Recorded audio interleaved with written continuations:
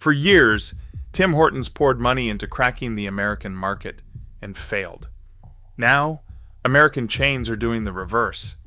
By late 2026, Dunkin' is set to relaunch across Canada under a major national franchise deal, openly targeting the blue-collar average customer, the exact customer Tim Hortons built its identity around. And Dunkin' isn't the only one circling.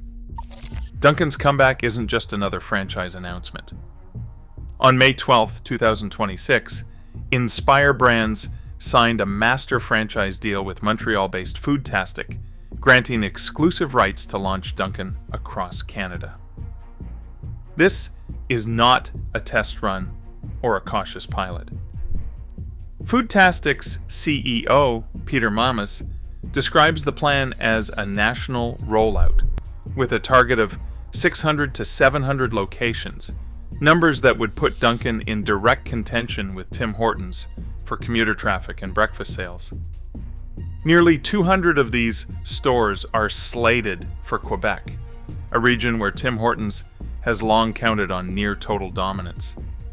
The first Dunkin' stores are set to open in Toronto and Montreal, the two most competitive coffee markets in the country. These are not fringe locations. They are the urban cores, the busy commuter corridors, the exact places where Tim Hortons built its reputation as Canada's default coffee stop. The decision to start here signals intent. Dunkin' is going after the blue-collar, average customer, the same demographic that made Tim Hortons a household name. Foodtastic brings a level of operational muscle that past Dunkin' attempts in Canada lacked. With over 1,100 restaurants under its umbrella, including Second Cup, Milestones, and Pita Pit, the company already controls a vast network of real estate and supply chains.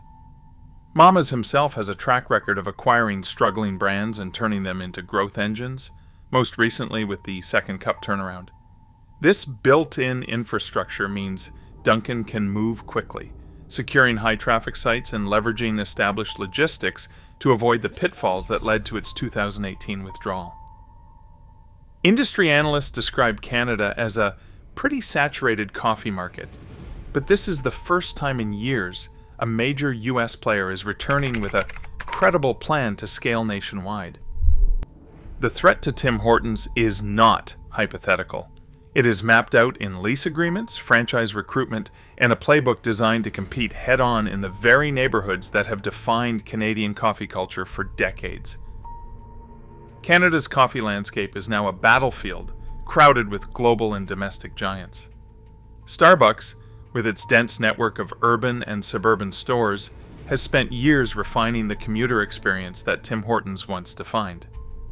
Its mobile ordering, drive-through expansion, and loyalty app upgrades are all designed to intercept the same morning rush, office workers, students, and shift crews grabbing coffee on the go.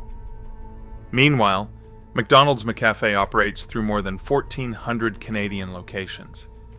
Its low-price breakfast combos and reliable coffee are a constant draw for price-sensitive commuters, matching Tim Hortons not just in convenience, but in value. Beyond the big names, specialty chains are quietly carving out their own territory.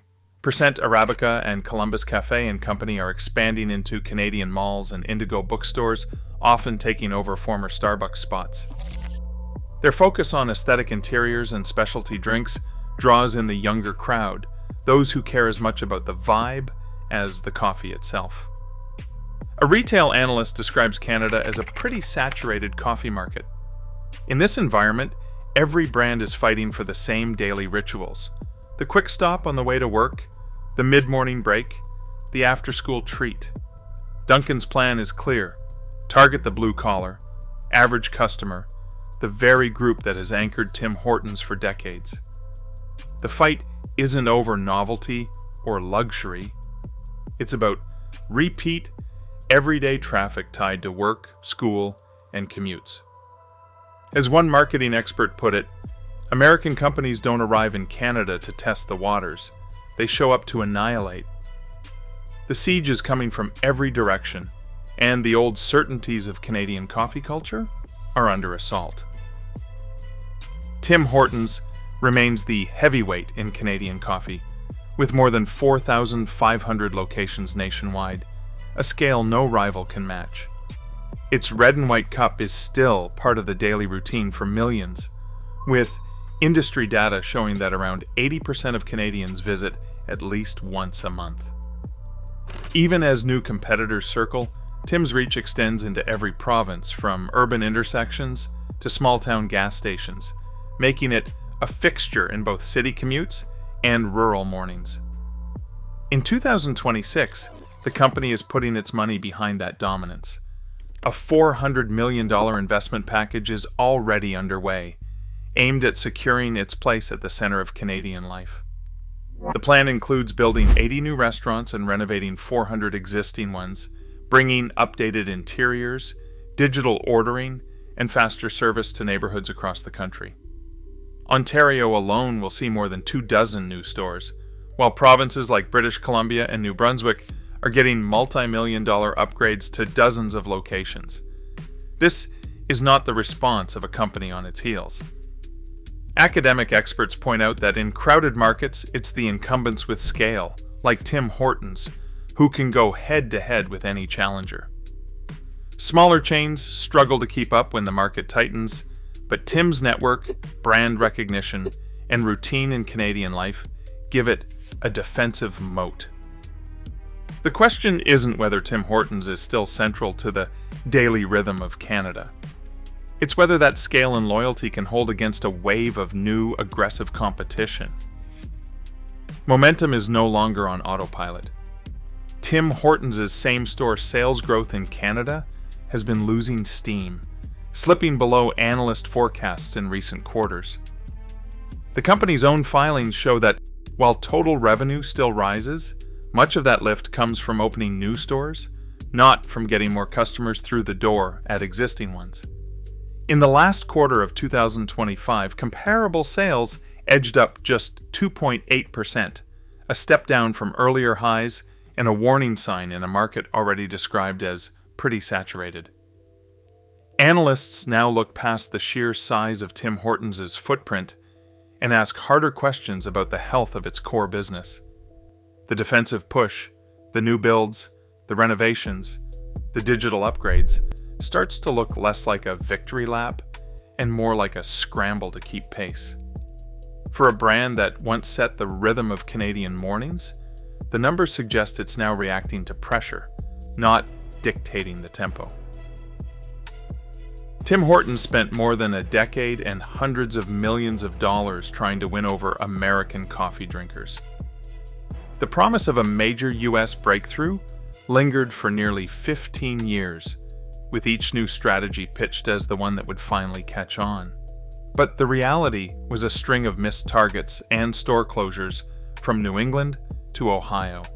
At its height, the brand ran over 600 U.S. locations, but by 2026, that number had barely budged, with some estimates putting the count at just under 700. In city after city, Tim Hortons shuttered underperforming sites: Rhode Island, Minneapolis, Cincinnati.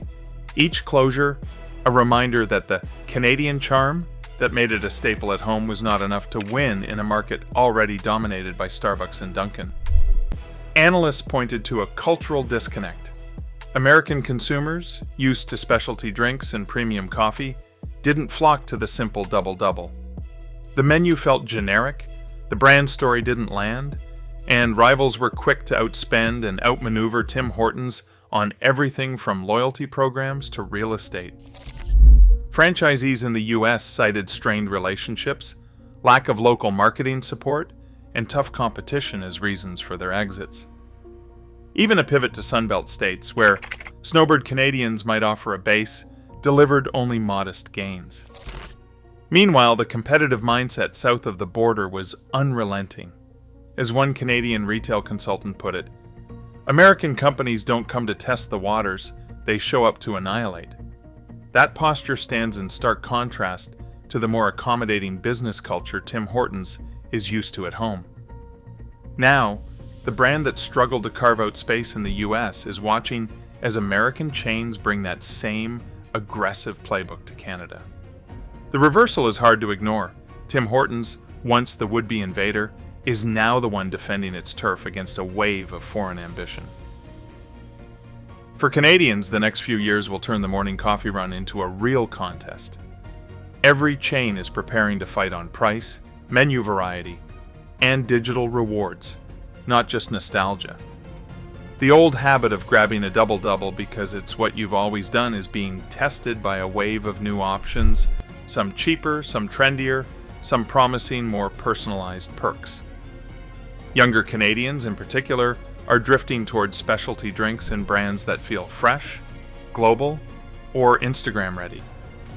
The loyalty programs are getting more sophisticated, with Starbucks and Dunkin' both pushing digital exclusives and time-limited offers that appeal to Gen Z and millennials.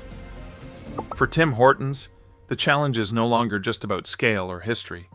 It's about staying relevant in a crowded field where routine alone won't keep customers coming back. The real question is whether Tim's can remain the symbol of Canadian coffee culture, or if it will become just another choice in a crowded lineup. Today, a pretty saturated coffee market faces a new incursion, one openly targeting the blue-collar average customer Tim Hortons built its legacy on. As U.S. chains arrive to annihilate, the question is no longer just about coffee, but whether Canada's daily ritual can withstand this reverse invasion. Your move, Canada.